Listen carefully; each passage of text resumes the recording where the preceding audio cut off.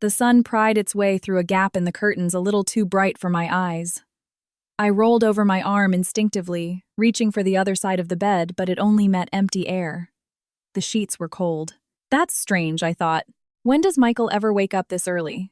As a VP of sales, his life was a blur of client dinners and late nights. On weekends, he usually slept until noon.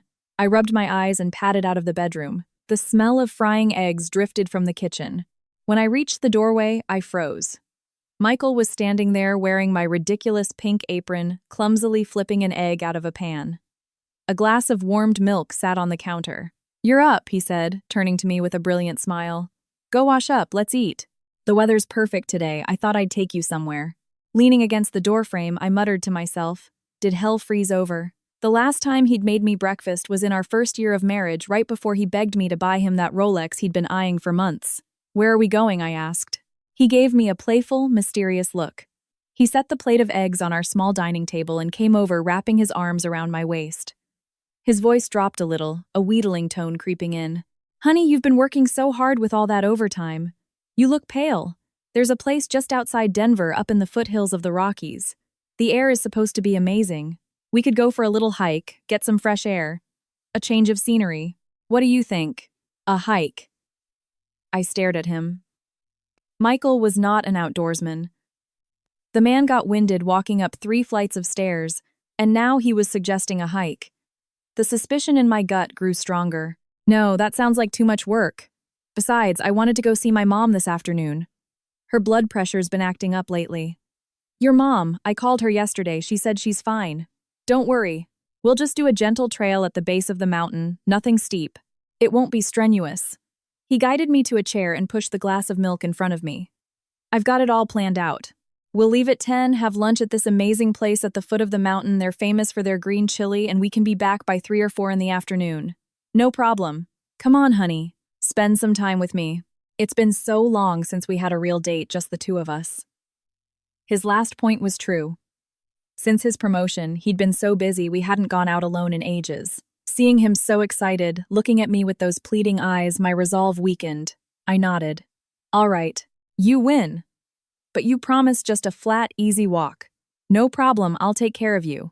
Promise." Michael's face lit up. He leaned in and kissed my cheek. The subtle scent of his cologne seemed unusually strong today. After breakfast, I packed a small backpack with water tissues and a light jacket. Michael was already by the front door, hurrying me along. Let's go, let's go. The earlier we get there, the quieter it'll be."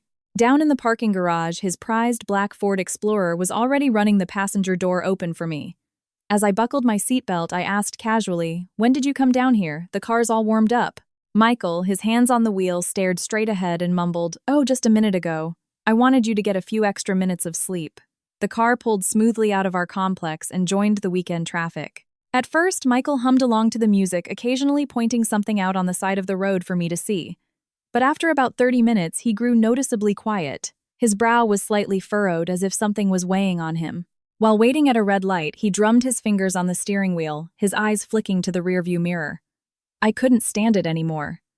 "What's wrong? You seem on edge." He jumped as if startled and quickly forced a smile. "Nah, just didn't sleep well last night." He paused then, as if to change the subject, turned up the car stereo. An old love song was playing. He hummed a few bars before falling silent again. Just then, his phone buzzed. He glanced at the screen, and a flicker of something crossed his face. He quickly silenced it and flipped it face down on his thigh. I couldn't see who it was, but his reaction was odd. Even for work calls, he was never this secretive around me. "Who was that?" I asked. "Spam call." Annoying as hell, he answered quickly, immediately changing the subject again. "Oh, hey honey. Your sister-in-law Laura. Doesn't she like hiking, Laura? My younger brother Ethan's wife."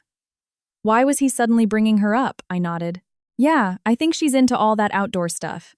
She's always posting pictures on Instagram." "Why?" "Oh, just a thought.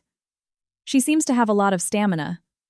Not like you, who gets tired after a few steps." His tone was a little condescending, but I didn't dwell on it.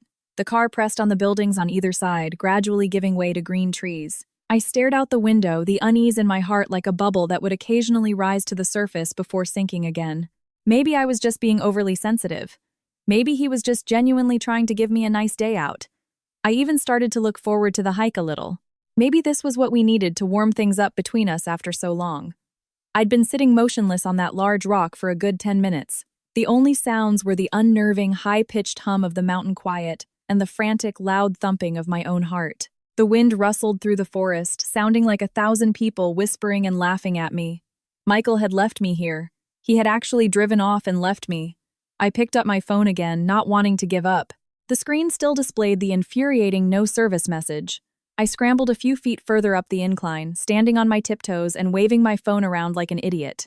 The signal bars remained empty. A chill shot up from the soles of my feet to the crown of my head. This wasn't a joke. Michael was serious. But why? We were fine just a moment ago.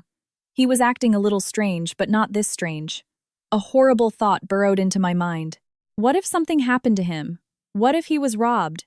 But why would a robber target him in his car on this deserted mountain road? And why would that involve leaving me behind? Or did he do this on purpose? Goosebumps erupted all over. My skin at the thought.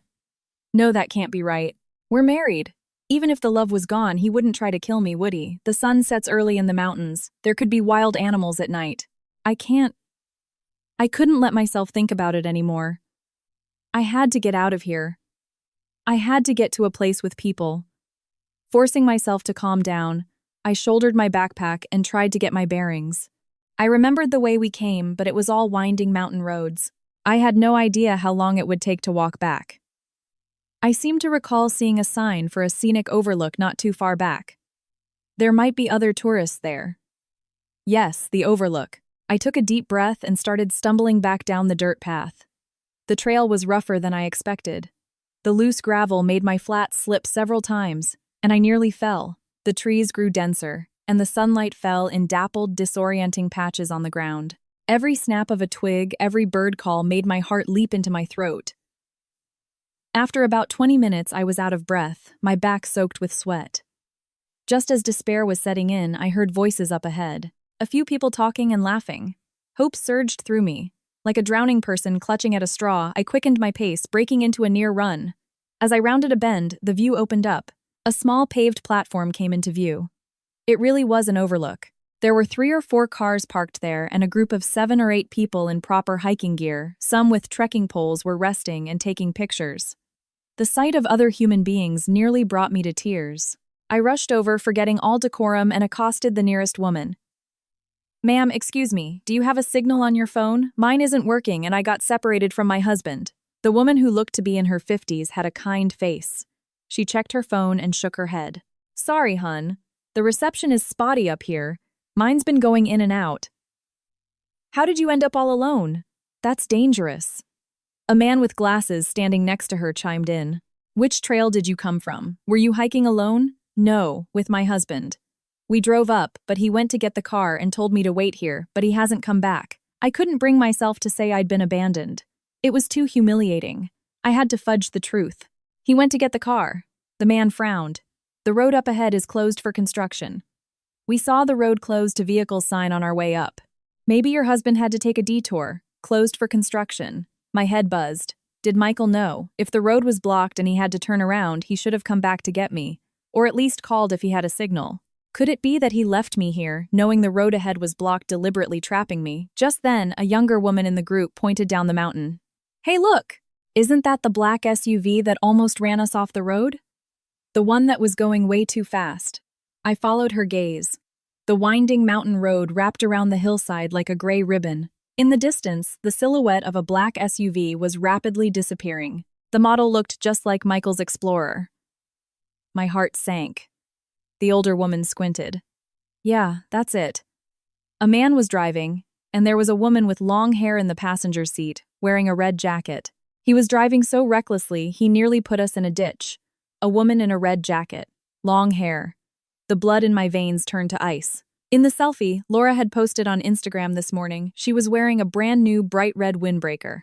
Her long, meticulously styled wavy hair was unmistakable. A monstrous, unbelievable thought crashed over me. Michael hadn't left alone. He was with Laura. Was he trying to run away with her, leaving me to die in the mountains? Or was it something else? A massive wave of fear and rage washed over me, and my legs nearly gave out. The kind-faced woman quickly steadied me. "Are you okay, dear? You're as pale as a ghost. Did you get sunstroke? I shook my head, unable to speak. This time, I couldn't hold back the tears. They weren't tears of sadness, but of pure, unadulterated hatred and terror. Michael, you absolute bastard. It wasn't enough to abandon me, you had to take my sister-in-law with you. You two made a fool of me. Easy, easy, the woman soothed. We have a signal booster in our car. Let me try calling your husband. What's his number? I mechanically recited Michael's number. The woman took her phone and fiddled with something near their car. The others gathered around offering their own opinions. One offered to give me a ride to a place with a signal. Another said I should call the police. A moment later, the woman returned, frowning. That's weird. I've got a signal, but no one's picking up. It rang a few times and then went to voicemail. I tried again, and now it says the phone is off. Off. He wasn't even taking calls. He had decided to leave me for dead. The man with glasses looked grave. Ma'am, something isn't right here. We're heading back down anyway. You should come with us. We can take you to the town below. You need to contact your family or call the police. It's too dangerous for you to be up here alone. I was so grateful I could barely speak. Thank you, was all I could manage. Sitting in a stranger's car, watching the mountain scenery flash by, my heart felt as cold as a block of ice. Just then, my phone buzzed. A call from the sheriff's department. The voice on the other end was a succession of ice picks in my ear. My mind went numb. Michael was dead. He and Laura. The car went off a cliff. How could that be? I was almost hit by his car just a few minutes ago. I just came down from that goddamn overlook. Ma'am, Miss Davis, are you there? The officer's voice pulled me back from my daze. I opened my mouth, but my throat was tight. A hoarse, unfamiliar sound came out. Yes, I'm here. Are you sure? Is it really Michael Peterson? What's the VIN? My mind was a chaotic mess, but I clung to a sliver of hope. Maybe it was a mistake. Maybe Michael and Laura had just abandoned me and driven off somewhere else. Maybe the people who died weren't them. The officer read out the vehicle identification number. It matched Michael's black Ford Explorer exactly. My heart plunged into an icy abyss, the last bit of warmth extinguished. We contacted you based on the vehicle registration. Our deepest condolences for your loss, ma'am. We need you to come to Denver General Hospital immediately to identify. And there's some paperwork to handle. Deepest condolences. I twisted my lips at the disconnected call. I wanted to laugh, but the expression was uglier than a sob. Who was I supposed to be mourning? The man who an hour ago had tried to leave me to die in the mountains. Then why were my hands and feet so cold? Why couldn't I stop shaking? The kind couple who had driven me down the mountain were still waiting beside me, their faces etched with concern. The woman asked gently, "Dear, what is it? What did the police say?"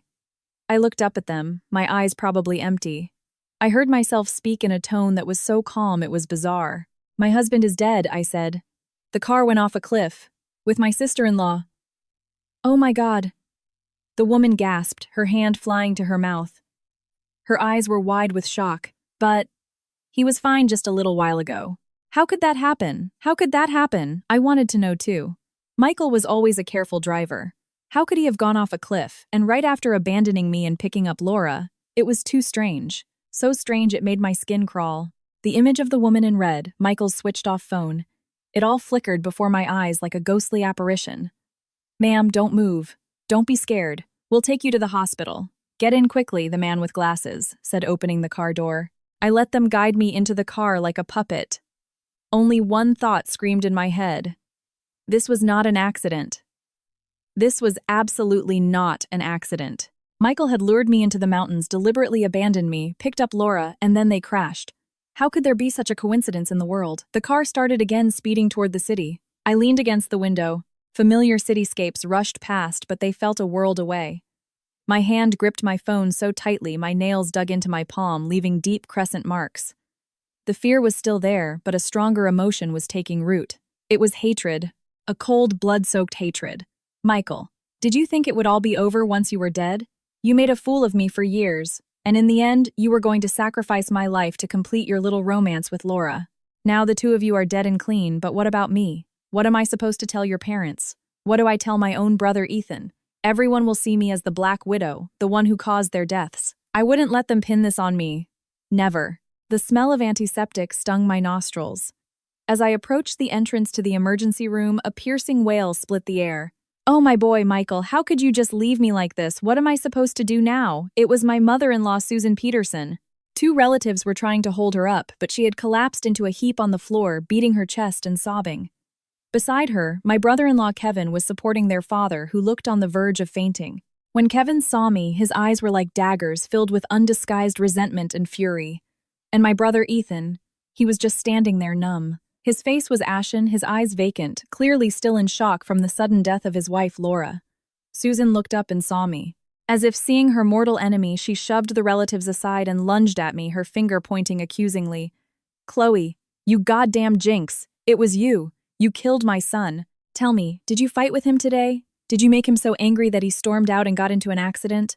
Oh my Michael, what a terrible way to die." Her words were poison needles piercing my heart one by one. All eyes in the hallway, pitying, suspicious, condemning, turned to me. The weight of their gazes was suffocating.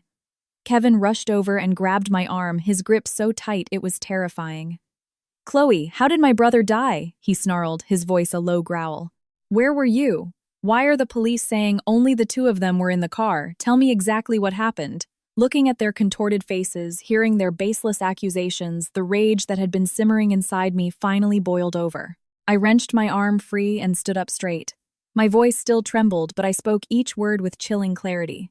How should I know I almost died in the mountains myself? Michael tricked me into going on a hike, then abandoned me all alone on a deserted mountain with no cell service.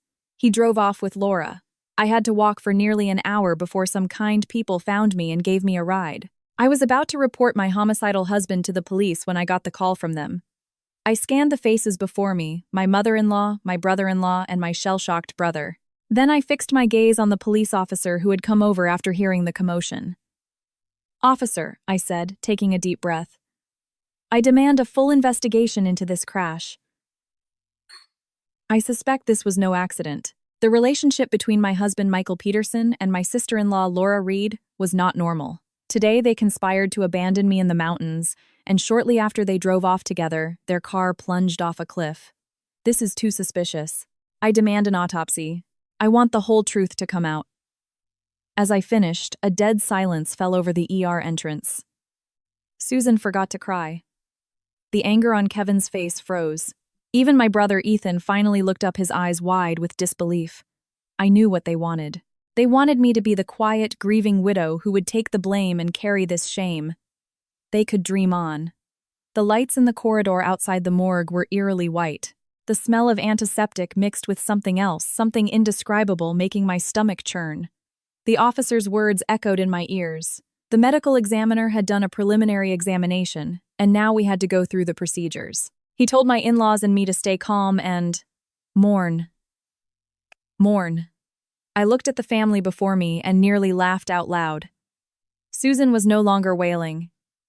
It had subsided into a low, continuous sobbing. Two distant aunts supported her, her body limp as a rag doll.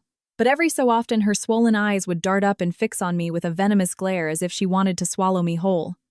Kevin had stopped grabbing at me. He leaned against the cold wall, hands stuffed in his pockets, his head bowed. I couldn't see his expression, but a dark, oppressive aura radiated from him.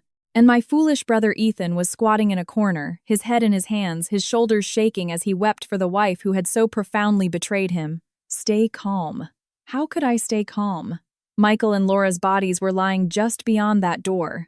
The ugly things they had done were like an invisible rope tightening around my neck, suffocating me. Everyone thought I was the grieving family member in need of comfort, but who knew I was the one who had been pushed to the edge of the cliff, nearly shattered to pieces. A doctor in a white coat and mask emerged.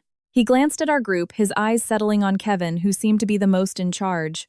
"Family of Michael Peterson, you'll need to come in for identification and to sign some papers." Susan immediately started wailing again. "Oh, my son, my poor boy." She pushed past her supporters and stumbled toward the door. Kevin caught her, then said calmly to the doctor, "I'm his brother. This is our mother. We'll go in." As he led his mother past me, he paused. He turned his head and said in a voice as low and cold as ice, "Chloe, you'd better hope this has nothing to do with you. If I find out anything suspicious about my brother's death, I won't let you get away with it." I met his gaze, a fire igniting inside me, threatening to consume my very organs. I smiled coldly. "I hope the truth comes out too," I said, my voice quiet but clear. Let's see who's really behind all this. Kevin's eyes narrowed, but he said nothing more and helped his mother inside.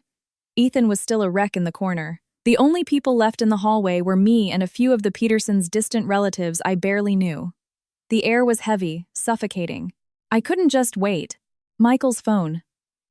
The phone he wouldn't answer when I was stranded. The police said they found it at the crash site, shattered to pieces. And Laura's phone.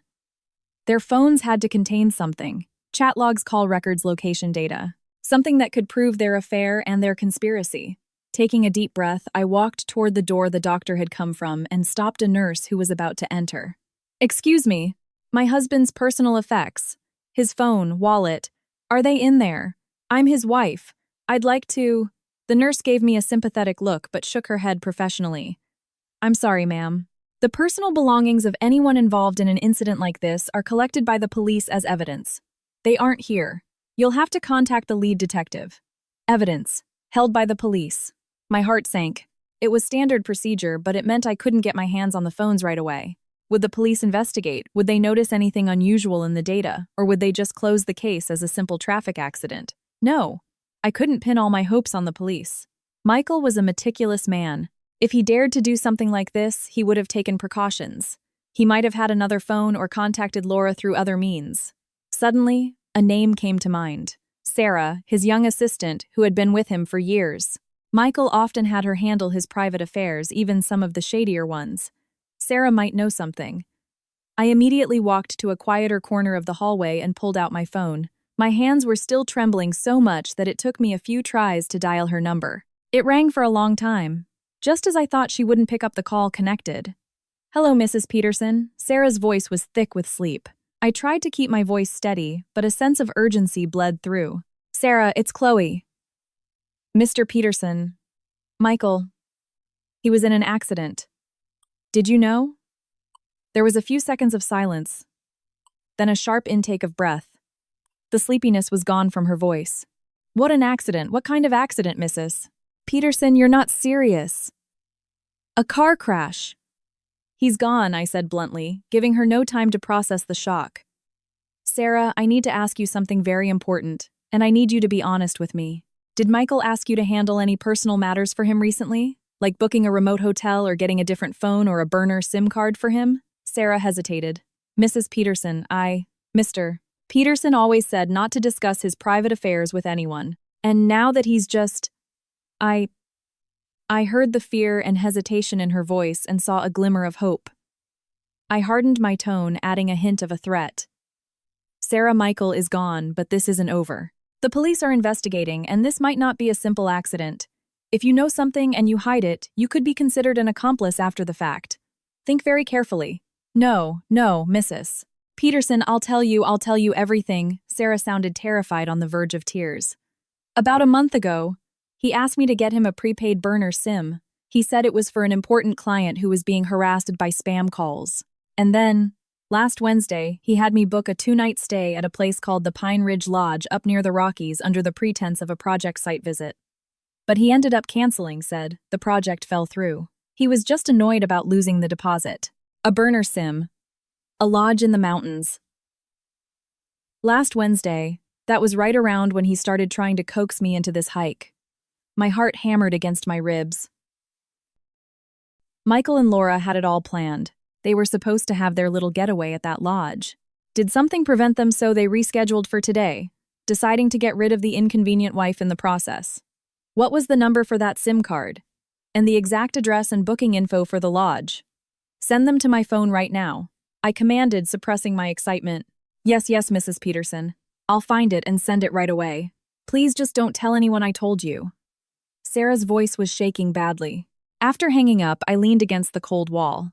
I felt drained, but my mind was clearer and more alert than ever. There was even a bloodthirsty kind of excitement coursing through me. "Michael, Laura, you thought it would all be over once you were dead, didn't you? Well, it's just getting started. I'm going to follow the trail of crumbs you left behind and expose every last one of your dirty secrets." Just then, the morgue door opened again. Kevin emerged, his face ashen, supporting a devastated Susan. The moment she saw me, the vacant look in her eyes reignited with a crazed hatred. She shoved Kevin aside and, like a mad lioness, lunged at me again. "Chloe, You venomous bitch. You still have the nerve to be here. Police! Where are the police?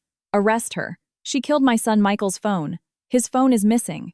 It has to be you. You took it to destroy the evidence. Susan's shriek about the missing phone pierced the false calm of the hallway like a needle. Everyone stared at me. Suspicion filled their eyes. Even Ethan, still slumped in the corner, looked up, a flicker of doubt in his vacant expression. Kevin strode forward and grabbed my arm again, his grip even stronger this time, the pressure on my bones excruciating. Chloe is what my mother said. True. Where is my brother's phone? Did you take it? I tried to shake him off, but his grip was like a vice. Looking at his face twisted with rage and suspicion, I could no longer contain the firestorm inside me. Are you insane? You and your mother.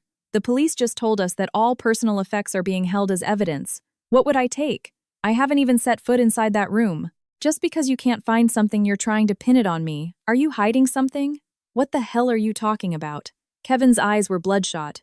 Am I sneered, my gaze sweeping over Susan's face, her makeup smeared into a ghastly mask. You keep saying I killed Michael. Where's your proof? It's all just accusations.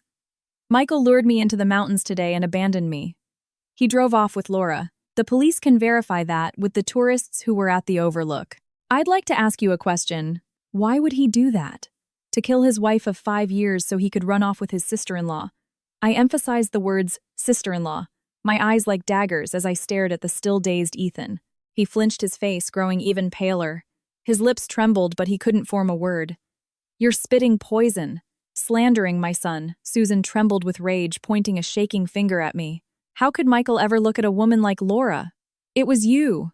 You must have hounded him, held something over his head to push him. To this, I pushed him, and that's why he ran off with Laura and ended up dead. I cut her off, my voice rising to a sharp pitch I didn't recognize. Susan, get a grip. It's your son who's dead. Instead of trying to find out the real reason he died, you're here flinging mud at the daughter-in-law who almost died with him. Who are you trying to protect? Or what are you? Trying to hide. That's enough. A low voice boomed, cutting through our standoff. It was the older police detective who had taken our statements. He walked over, his brow furrowed. This is a hospital. What's all the commotion? Do you want to make an even bigger scene? He looked at Susan and Kevin. The deceased's personal effects, including his cell phone, are in police custody as part of the investigation. Until our investigation is complete, I would advise against making baseless accusations, especially against a member of the victim's family. He emphasized victim's family, his gaze resting on me for a moment. Susan and Kevin fell silent, but their glares were still poisonous. The detective turned to me. His tone softened slightly, but it was still professional and distant. Miss Davis, we've noted your statement. We will treat it as a significant lead. But for now, please cooperate with us in handling the subsequent procedures. And regarding your claim that Mr. Peterson and Miss Reed were having an affair. Evidence. What evidence did I have? I had been a fool. I had trusted Michael so completely I never imagined he could be unfaithful. All the little signs, the late nights with flimsy excuses, the sudden password on his phone, his overly enthusiastic praise of Laura, they were all just feelings, not proof. No, my voice came out dry. But officer, what happened today is the biggest red flag of all. Why would a man lure his wife on a hike just to abandon her in the middle of nowhere? Does that sound normal to you? The detective nodded, jotting something down. Your concerns are on the record. We will be looking into their call logs, the vehicle's GPS data, and their social circles. But for now, the evidence will tell the story. He closed his notebook. All right, that's all for today. You should all go home. Await the official report from the ME's office and further contact from us. Keep your phones on. The police left. It was just us family members, a tinderbox, waiting to explode. Kevin shot me one last venomous look, then helped the nearly catatonic Susan away, followed by their relatives. He didn't even glance at Ethan. Ethan, looking lost, finally stood up. He gave me a complicated look, but in the end said nothing, just turned and stumbled away alone. In an instant, the crowded hallway was empty, leaving only me. The cold white light shone down, casting a long, lonely shadow. I felt abandoned by the entire world, even more so than I had in the mountains. At least there I knew who my enemy was. Here it felt like the enemy was everywhere, even among the family of the man I had just lost. I walked slowly toward the hospital exit. The night air was chilly. I pulled out my phone. The screen showed the message Sarah had sent me a few minutes ago, a phone number, the detailed address of the Pine Ridge Lodge, and a map link. The burner phone. I tried calling it. Unsurprisingly, it was switched off. Michael, you really did think of everything. A burner SIM to contact Laura a lodge booked for your little getaway. You thought that once you got rid of the obstacle me, you could run off with my money and live happily ever after. But you can plan all you want, you can't plan for fate. You didn't expect to end up a wreck at the bottom of a cliff. But was it just fate? Michael wasn't a bad driver. The mountain road had curves, but it wasn't treacherous. How did he manage to go off a cliff so soon after leaving me? A terrible thought resurfaced. What if there was a third party involved? Someone who didn't want them alive. Someone who didn't want a certain secret to get out. I stood at the hospital entrance watching the traffic and the glittering neon signs. This city I had lived in for years suddenly felt alien and dangerous. Michael and Laura were dead, but this was far from over. The burner SIM, the unvisited lodge, the unnaturally hostile reactions from my mother-in-law and brother-in-law, it was all part of an invisible net, and I was caught right in the middle. I couldn't just sit back and wait. The police investigation would take time, and who knew how deep they would dig. I had to investigate on my own. Michael's computer. His laptop in his home office, the one he never let me touch. There had to be something on it. And Laura, did she keep a diary? A secret social media account? I took a deep breath of the cold air and clutched my phone.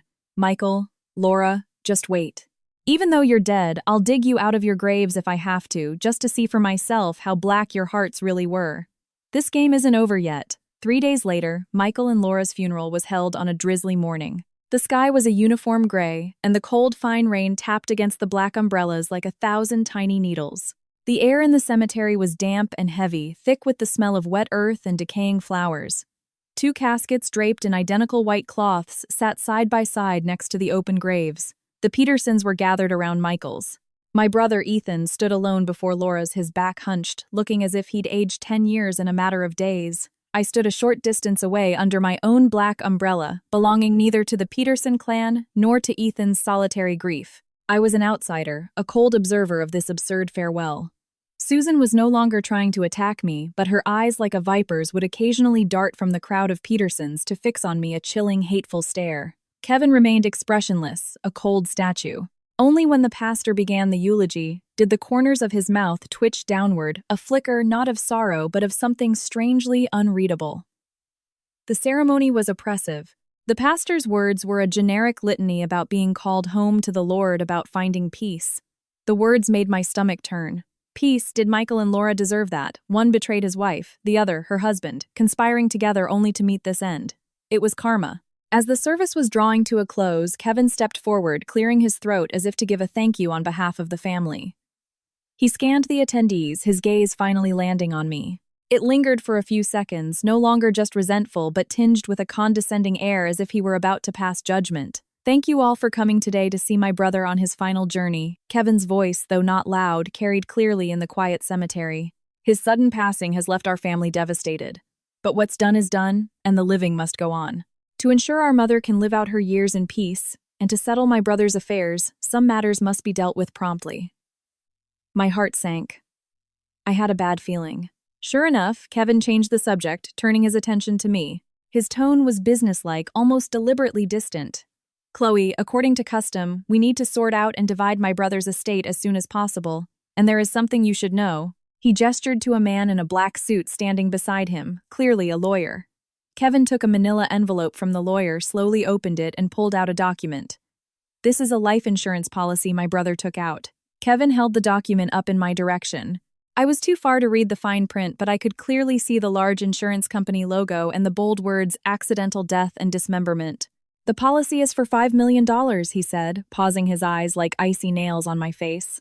And the sole beneficiary is our mother, Susan Peterson. $5 million. The beneficiary was his mother. My mind went blank as if I'd been hit with a sledgehammer. Michael, when did he take out such a massive policy? I knew nothing about it. In our 5 years of marriage, he managed his own salary, but he always discussed major financial decisions with me. But this policy? He had hidden it completely. Why was his mother the beneficiary? Shouldn't it have been me, his spouse? Was he wary of me from the start? Or did he somehow foresee his own accidental death and want to leave the money to his mother? Right on cue, Susan began to sob, again dabbing at her face with a handkerchief. But through the gap I saw her peek at me. There wasn't a trace of sorrow in her eyes, only the naked greed of someone about to come into a fortune and a smug sense of victory. Kevin's voice, cold and in control, cut through the air again. So, Chloe, regarding the condo, the cars, and his investment accounts, perhaps you could let us know when you're free to sit down with our mother's lawyer and settle things. My mother is old, and this shock has been too much for her. She needs peace. I'm sure you understand. Understand? Understand what? That you and your mother can't wait to carve up my husband's assets before his body is even cold. That you're using a secret multi-million-dollar insurance policy to cut me out of the picture. The relatives around us began to whisper, their eyes darting between me and the Petersons. Some looked pitying, some were just enjoying the show, but most had an I knew it expression. In their eyes, I, Chloe Davis, was an outsider. Now that Michael was dead, it was only natural that I would be kicked to the curb. Rainwater dripped from the edge of my umbrella onto the back of my hand. It was cold.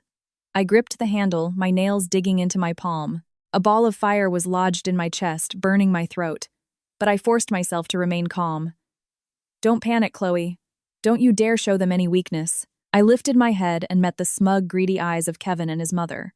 My face was a blank mask, but I managed a faint, mocking smile. Kevin, Susan, aren't you two in a bit of a hurry? Michael isn't even in the ground yet, and you're already so eager to divide his assets. I took a step forward, the umbrella tilting slightly, letting the cold rain streak down my cheek. And the police investigation isn't even finished. The official cause of death hasn't been determined. Why are you in such a rush to claim the insurance money and divvy up the property? What if there's a problem with the payout? For example, if the accident happened so soon after the policy was taken out, wouldn't the insurance company suspect fraud? I deliberately said the words, insurance fraud lightly, but with enough force to make the color drain from Kevin and Susan's faces. Kevin's eyes sharpened. What are you trying to say, Chloe? Don't talk nonsense here. Don't disrespect my brother. Nothing at all, I said, looking at him calmly. I'm just reminding you that everything needs to follow proper procedure. What's mine by law, I won't take a penny less. What isn't mine, I don't want. But if someone thinks they can take advantage of the situation, treat me like a pushover and try to swallow what's rightfully mine. My gaze moved from the insurance policy to Susan's hand, clutching her handkerchief, and finally back to Kevin's dark face. I enunciated each word with force. Then I'll have no choice but to hire the best lawyer I can find and fight you. I have a lot of questions myself, and I'd be more than happy to get to the bottom of them with my lawyer and the police. With that, I turned my back on their pale, shocked faces and walked step by steady step away from that sickening cemetery. The rain soaked the cuffs of my pants. I was cold, but the fire inside me was burning hotter than ever. Michael, you really left behind a brilliant scheme. A huge insurance policy, a greedy mother, a predatory brother. Fine. If you set the stage, then I, Chloe Davis, will dance. We'll see who's left crying when the curtain falls. After the funeral, I didn't go back to the cold apartment filled with Michael's memories. I checked into a business hotel near my office. After swiping the key card and locking the door, I dropped my bag and collapsed next to the bed like a deflated balloon. The room smelled of disinfectant and air freshener, not pleasant, but at least it was clean and quiet. No nauseating calculations, no prying eyes. I leaned against the cold headboard and closed my eyes. Scenes from the funeral flashed in my mind, Susan's hypocritical sobs, Kevin's triumphant face as he held up the policy, the pitying and scornful looks from the relatives. A $5 million insurance policy with his mother as the beneficiary. Michael, you calculated everything down to the bone. If you died, the money would go to your mother and I, your legal wife would be kicked out. Then Kevin, under the guise of managing his mother's inheritance, would naturally take over the condo, the car, and your savings. He might even try to get your VP position at the company. And what about me? Was 5 years of sharing a bed with you, of taking care of our home, worth being abandoned on a mountain to be wolf-eaten and then kicked out with nothing? Is there a cheaper bargain in this world? I shot up, rage surging through me. No, I couldn't let this happen. The police were all about evidence and procedure. They were slow. The Petersons were breathing down my neck. I had to find my own breakthrough. Michael's laptop. Yes, the one in his home office. The one he cherished, password protected, and never let me touch. There had to be something on it. And Laura. She might have left clues too. I immediately picked up my phone and called my brother Ethan. He took a long time to answer. His voice was hoarse and listless. Chloe. Ethan. I tried to keep my voice calm. How are you holding up? Getting by, he sighed, his voice thick with congestion. Chloe, don't take what Kevin said at the funeral to heart. And Susan, she's just grieving. I sneered internally. Grieving? She looked like she was blinded by greed. But I didn't say it. This wasn't the time to provoke him. I know, Ethan. I have a question. Laura, did she have a habit of writing in a diary? Or did she have any other social media accounts you didn't know about? Maybe something private. Ethan was silent for a moment, as if trying to remember. Then he said wearily, "A diary, I don't think so. She was always very neat with her things. As for accounts, I only know about her Facebook and Instagram. She never mentioned anything else. Chloe, why are you asking? She's gone. What's the point of looking for this stuff? No reason. Just curious. I knew I wouldn't get anything more from him. Get some rest. Call me if you need anything." I hung up a little disappointed. It seemed like a dead end on Laura's side for now. That left Michael's laptop. But how could I get it? Kevin and Susan were probably guarding that apartment like hawks. Could I even get back in? Just then, my phone rang again. An unfamiliar number. I hesitated, then answered. "Hello, is this Chloe Davis?" A calm male voice, somewhat familiar, but I couldn't place it. "Yes. Who is this James Harrison?" I froze. James Harrison, the CEO of Apex Dynamics, the biggest rival to Michael's company Innovatech. Why was he calling me Mr. Harrison? What can I do for you? I was on high alert. Michael used to complain about Harrison constantly calling him a cunning fox who had stolen a lot of business from Innovatech. The two companies were bitter rivals. Harrison's voice was unreadable. "Miss Davis, my condolences on your loss. I'm calling and I apologize for the intrusion because I've heard some troubling rumors about your husband's accident. And it seems there are some unusual movements within your company as well." My heart pounded. His sources were good. He already knew about Kevin making a power grab. "What are you trying to say?" I remained cool. "It's not something to discuss over the phone. If you're interested, I'd like to meet. I may have some information that could be of use to you." Harrison paused, then added, "It concerns some abnormal financial flows from your husband before his death and some questionable data from a certain project at your company." Financial flows. Questionable data. My heart sank. Was Michael's death connected to his work? When and where, I didn't hesitate. I needed any lifeline I could get. I didn't know if he was a friend or foe, but I had to hear what he had to say. "Tomorrow, 2 p.m. The Gilded Bean, a coffee shop downtown." "It's quiet there," Harrison said concisely and hung up. I held the phone, my palm sweating. James Harrison, Michael's sworn enemy, showing up when I was at my most vulnerable, offering information. It was too strange. Was he really trying to help me? Or was he trying to use me to attack Innovatech or Kevin? Either way, it was a chance to uncover the truth about Michael and Laura's deaths, and maybe even a chance to fight back against the Petersons. I couldn't let it go. The next afternoon, I dressed presentably using a little makeup to hide my haggardness and went to the coffee shop. The atmosphere was quiet and elegant.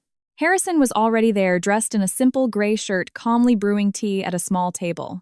He looked younger than his age, with deep-set eyes that held the calm sharpness of a seasoned player in the business world.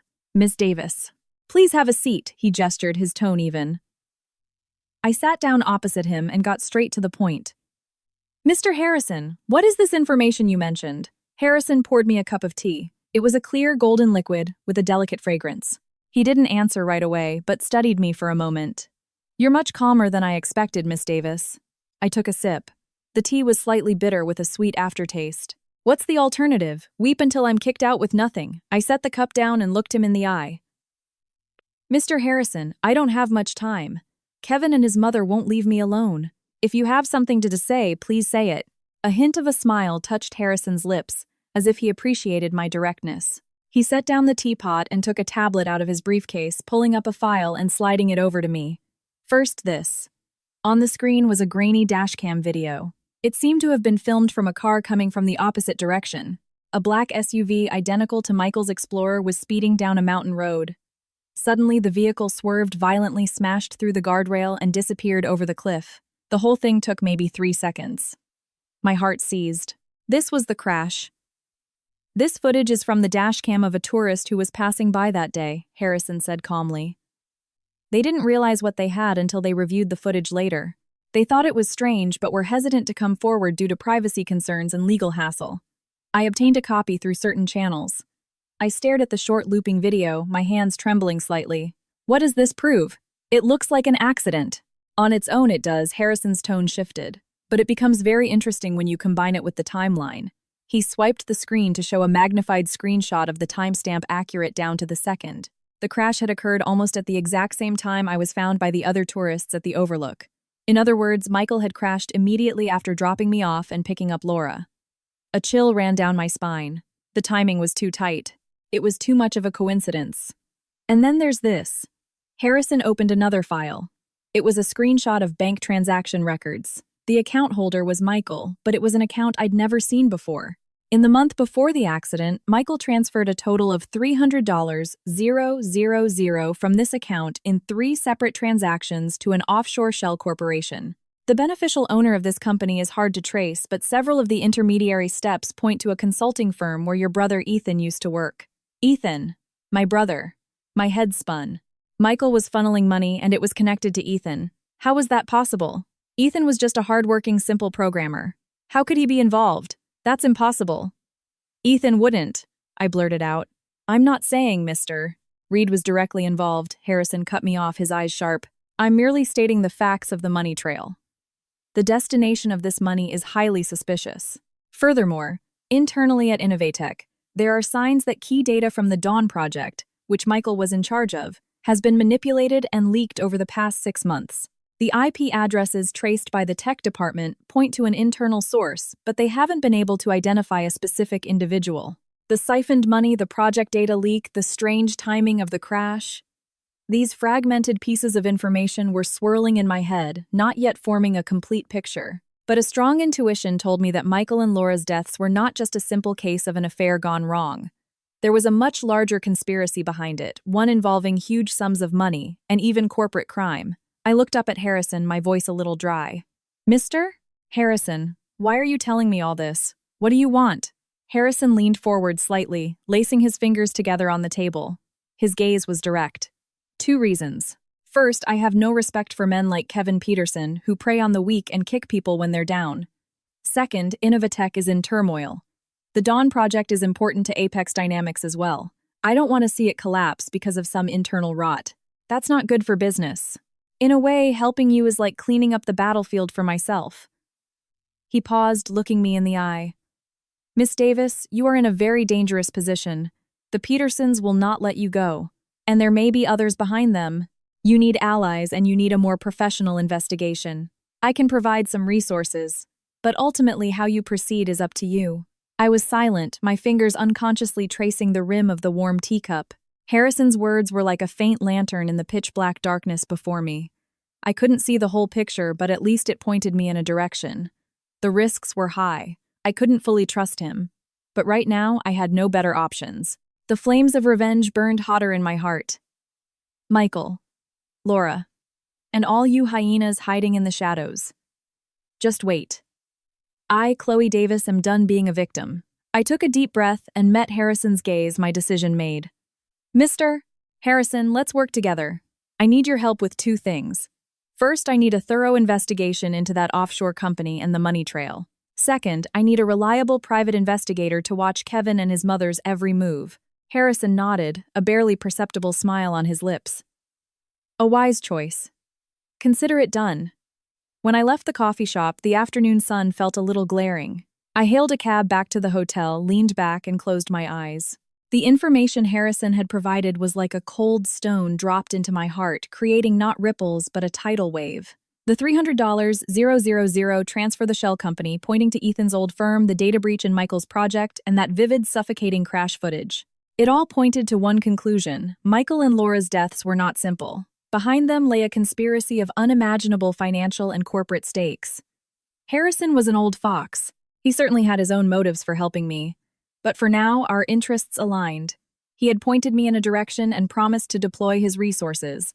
This gave me some leverage. I was no longer fighting the Peterson family alone. But the most crucial thing right now was Michael's laptop. It could hold the key to everything. I had to get it, and I had to get it fast. Once Kevin and his mother took full control of the house and the company, they would destroy any evidence that was inconvenient for them. I couldn't wait. I couldn't even wait until nightfall. I had to act now. I told the cab driver to change the destination to the condo I had shared with Michael. Getting out at the entrance, I didn't go straight in. I stopped at a convenience store and bought a plain baseball cap and a large canvas tote bag. I pulled the cap down low and blended in with a group of women returning from grocery shopping, keeping my head down as I entered the complex. My heart was pounding. I tried to look casual, but my steps quickened. When I reached our building, I hid behind a large bush and watched. Sure enough, a familiar car was parked at the entrance. Kevin's car. They were here. I waited patiently. After about 20 minutes, Kevin and his mother Susan came out of the lobby. Neither looked happy. They seemed to be arguing about something. Susan was clutching a heavy-looking jewelry box. Kevin helped her into the car, and they drove off. This was my chance. They had probably gone to discuss how to deal with me or what to do with the contents of that jewelry box. The condo was likely empty. I didn't dare take the elevator, afraid of cameras or running into a neighbor. I took the fire stairs. Our unit was on the 12th floor. By the time I reached our door, I was out of breath, a thin layer of sweat on my back. Standing before the familiar door, I took a deep breath and pulled out my key. It slid into the lock, and with a soft click, the door opened. They hadn't changed the locks. They either didn't think I'd dare come back, or they were just careless. I slipped inside and quickly locked the door behind me. The heavy curtains were drawn, making the apartment dim. The air was stale with a faint, unfamiliar smell. The living room was a mess, clear evidence that Kevin and his mother had been rummaging through things. I had no time to waste. I went straight to the home office. Quote, the door was slightly ajar. I pushed it open and my heart sank. The desk was empty. Michael's silver laptop was gone. Did they take it or hide it? Forcing myself to stay calm, I started a frantic search.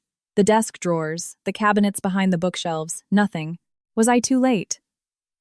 Just as I was about to give up, my eyes fell on a dusty storage bin in the corner, filled with old magazines and junk. Michael was a bit of a neat freak. All his things were meticulously organized. This bin was the only exception. He always kept it messy and never let me tidy it. On a hunch, I went over and opened it. It was filled with old journals and papers. I reached in, pushing aside the clutter, and felt my way to the bottom.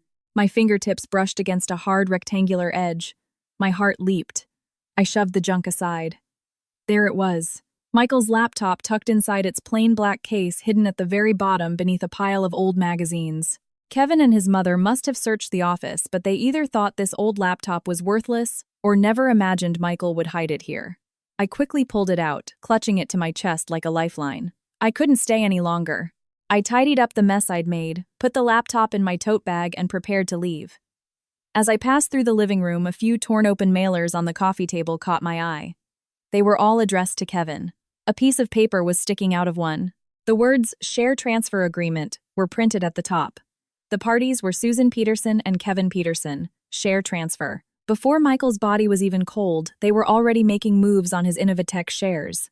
They were fast. It wasn't just the $5 million insurance policy Michael had left behind. It was control of the company.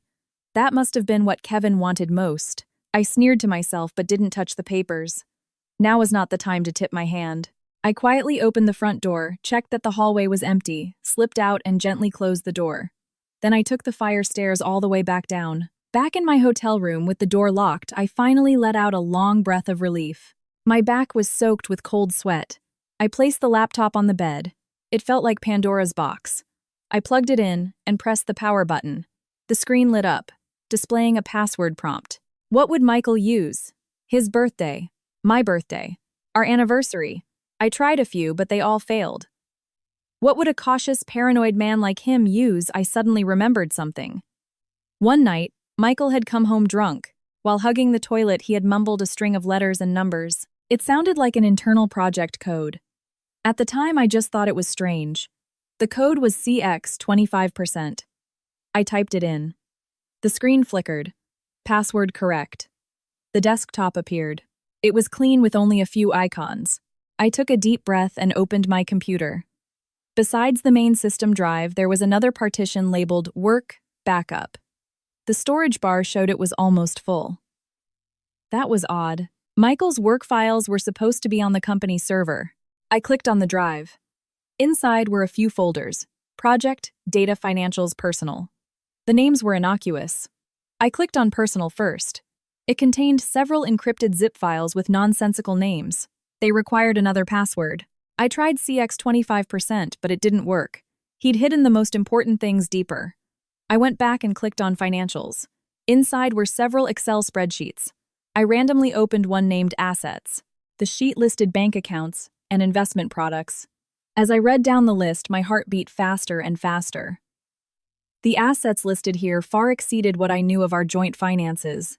There were multiple bank accounts I had never heard of, with deposits totaling nearly $400,000.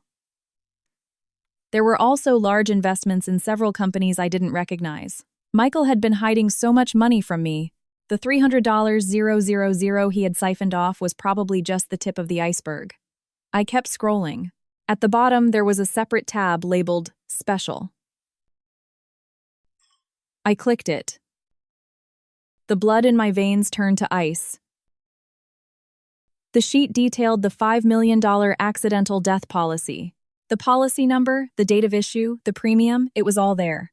The beneficiary was indeed Susan Peterson. And it had been taken out just 3 months ago. Right below it was another entry. Policyholder Michael Peterson. Type double indemnity for vehicular accident death. Payout a staggering $7 million. And the beneficiary of this policy was Laura Reed. The date of issue was just 1 day after the $5 million policy. My hands and feet went numb. A chill shot from the soles of my feet to the top of my head. Michael hadn't just taken out a massive policy for himself with his mother as the beneficiary. He had secretly taken out another one for Laura, with Laura as the beneficiary. What was going on? If he died, his mother got $5 million. If Laura died, Laura herself got $7 million. But Laura was already dead. So where would that money go? A horrifying thought struck me like lightning. In Michael's original plan, was Laura not supposed to die? Or was her death meant to bring an even bigger payout? Was this $7 million supposed to be hush money for Laura? Or was it for someone who could collect it through her? This game was far bigger and far dirtier than I had ever imagined.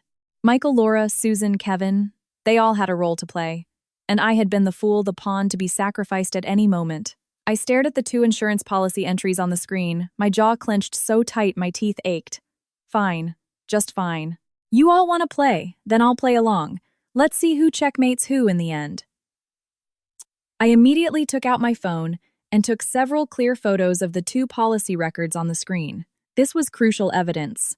Then, I carefully copied these sensitive folders from the laptop onto a portable hard drive I had brought with me. After I was done, I closed the laptop and leaned back against the headboard. I felt completely drained, but my mind was unnaturally sharp, almost feverish. I had some of the evidence now. The next step was to figure out how to use it to rip off their masks and make them pay. The 2 insurance policies on the laptop screen were seared into my mind like a brand. Michael had taken one out for himself beneficiary, his mother. He'd taken another out for Laura beneficiary, strangely Laura herself. This bizarre setup was a tangled knot that tightened around my chest, but it was also the key that could unlock a much darker door. The air in the hotel room felt thick. I couldn't just sit here and wait for news from Harrison. I had to do something myself. Kevin. He was the most important breakthrough right now. He was Michael's brother, deeply involved in the company. Susan listened to everything he said. He had to know something. He might even be a key player in this whole scheme. How could I sound him out, confront him with the insurance records? No, that would just spook him. I needed a way to make him expose himself. I stared at the photo on my phone of the $7 million policy with Laura as the beneficiary. An idea began to form. What Kevin wanted most right now was to get his hands on Michael's inheritance and company control as quickly as possible and kick me out. He had to be impatient. People in a hurry make mistakes. I took a deep breath, found Kevin's number, and after a moment's hesitation, I called. It rang several times before he picked up. His voice was laced with irritation, and the background was noisy. He sounded like he was at a bar. Hello, what do you want? I forced my voice to sound tired, compromising even a little weak. Kevin. It's me. I know. Just say what you want. I'm busy. His tone was dismissive. I've been thinking. I paused as if I'd made a difficult decision. About what you said at the funeral. About Michael's estate. I was wondering if we could talk about it. There was a 2-second silence on the other end.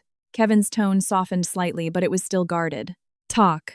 What do you want to talk about? Your mother is old and she's been through so much. That $5 million policy, that's what Michael left for her, so I won't contest it. I made a concession first, trying to lower his guard. But the condo, the car, the company shares. That's our community property, isn't it? I can't just leave with nothing. I'm still young. How am I supposed to live? I played the part of the poor widow, just asking for what was fair. Kevin snorted on the other end, his contempt undisguised. So you're finally thinking about your own future, Chloe. Too bad you weren't this smart when my brother was alive. Community property. It depends on who earned it.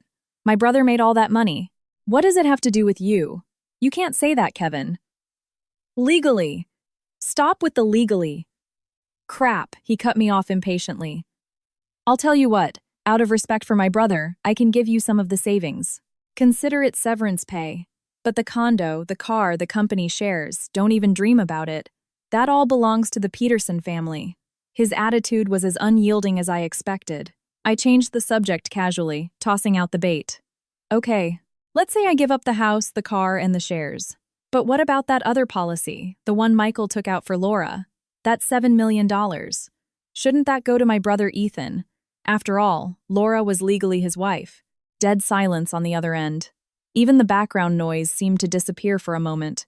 I could clearly hear Kevin's ragged breathing. After a good 7 or 8 seconds, his voice came back dry and hoarse, laced with a poorly suppressed shock and panic. What are you talking about? What $7 million policy? What about Laura Chloe? I'm warning you, don't spread rumors. He didn't know that I knew. Or rather, he didn't think I could possibly know in such detail. His reaction was too extreme. It was far beyond how one would react to a former sister-in-law spreading rumors. It was the panic of having a secret exposed. I sneered internally, but my tone was innocent and confused. What rumors? I was just going through some of Michael's things, and I saw it. A document plain as day. Policyholder Laura Reed. Beneficiary herself. Payout $7 million. It even said double indemnity for a vehicular accident. That's a lot of money. As Laura's sole heir, shouldn't my brother Ethan inherit it? Kevin, don't tell me you're planning on pocketing that too. That would be going too far. I deliberately made it sound like I'd stumbled upon it by chance, and focused on the inheritance issue to provoke him further. Bullshit, Kevin suddenly yelled, his voice cracking.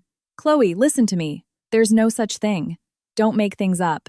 Why would my brother take out a policy for Laura? You either misread it or you forged it. I'm warning you, if you mention this again, there will be hell to pay. Why are you so angry? I was calmer now. Whether it's forged or I misread it, we can just find the original policy or check with the insurance company, can't we? I was wondering the same thing myself. Why would Michael secretly take out such a huge policy for his sister-in-law? When did they get so close? My last sentence was practically an accusation of an affair. Shut up. Kevin exploded like a cat whose tail had been stepped on. Chloe, listen to me. There is no policy. Nothing. My brother and Laura were clean. If you slander my brother one more time, I'm done with you. And as for his estate, you won't get a single dime. You just wait. He slammed the phone down. The line went dead. I slowly lowered my phone, a cold smile spreading across my lips. Kevin's reaction was the best confession. He not only knew about this policy, but he was terrified of it being exposed. He denied it desperately, even resorting to threats to stop me from digging further. This meant that behind this policy lay a secret that could never see the light of day. Laura's death, Michael's death. It was all connected to this bizarre policy. Kevin's role in this was much more than just a greedy brother-in-law. Who was he trying to protect by covering this up so desperately? His dead brother's reputation? Or himself?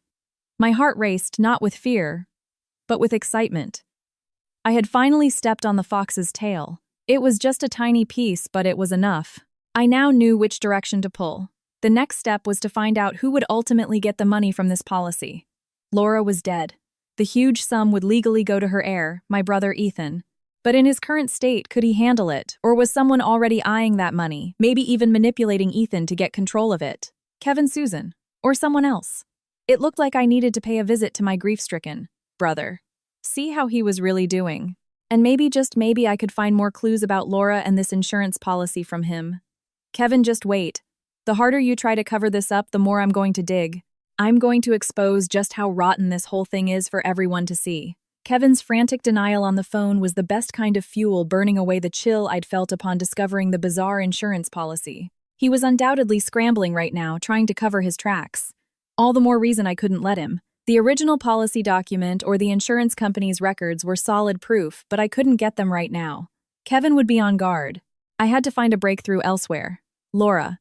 On the surface, one of the victims, but she might be holding more secrets. I sent a text to Ethan, keeping my tone as normal as possible, saying I'd bring over some soup and check on him. He replied after a long time with a simple K along with the address to the apartment he and Laura shared. He'd apparently been holed up there alone for days. That afternoon, I picked up some takeout soup. I was in no mood to cook and took a cab over. Their apartment was in a decent, if not new building. When I knocked, Ethan opened the door. He was unshaven, his eyes were red, and he was wearing a wrinkled t-shirt. He looked like his soul had left his body. "Chloe, you're here." He stepped aside to let me in, his voice hoarse. The apartment was dark, the curtains drawn. It smelled of old food and dust. Takeout containers were piled on the coffee table, and an unfolded blanket lay on the sofa. He'd clearly been grieving hard. I set the soup on a relatively clean spot on the counter and went to open the curtains a little. "Ethan, you need to pull yourself together. You can't go on like this." He collapsed onto the sofa, burying his face in his hands. "How am I supposed to pull myself together? Laura's just gone. I still don't get it. How could she and Michael? How could they have died together?" His tone was more pained and confused than angry. He hadn't fully accepted the affair, or maybe he didn't want to. I sat in the armchair next to him and spoke gently. "Ethan, sometimes things aren't as simple as they seem. I need you to think hard and answer something for me.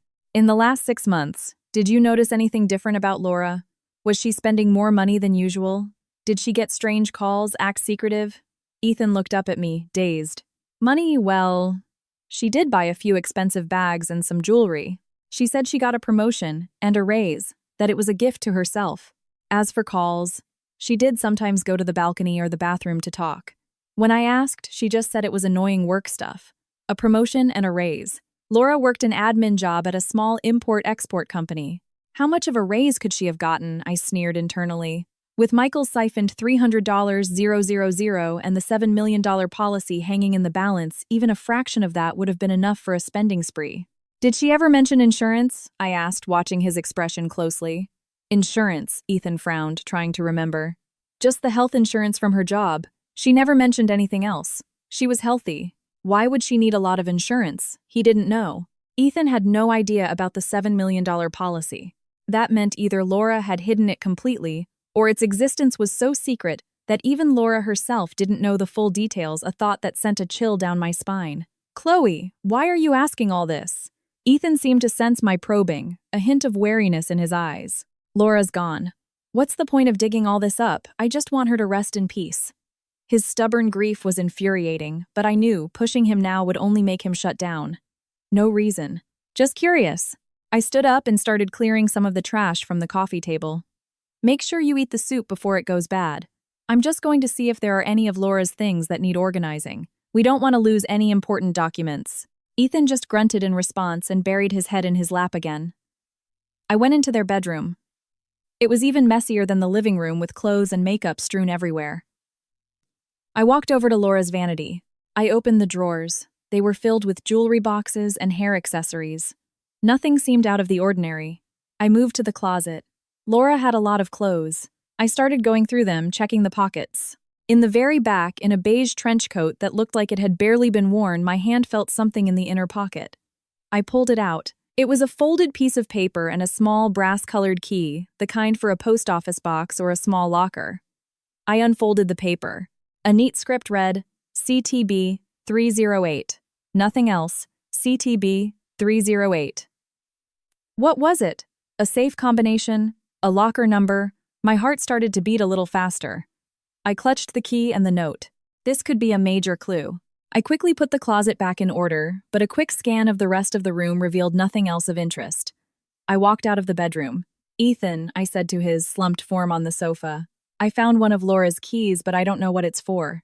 I'll hold on to it for now in case it's for something important." He just mumbled an affirmative without looking up. I said no more and left. As soon as I was downstairs, I pulled out my phone and did a quick search for CTB. Countless results popped up. It was too broad. Adding 308 didn't help. What could it stand for? I thought about places Laura frequented her office, the malls she liked. Suddenly, it hit me.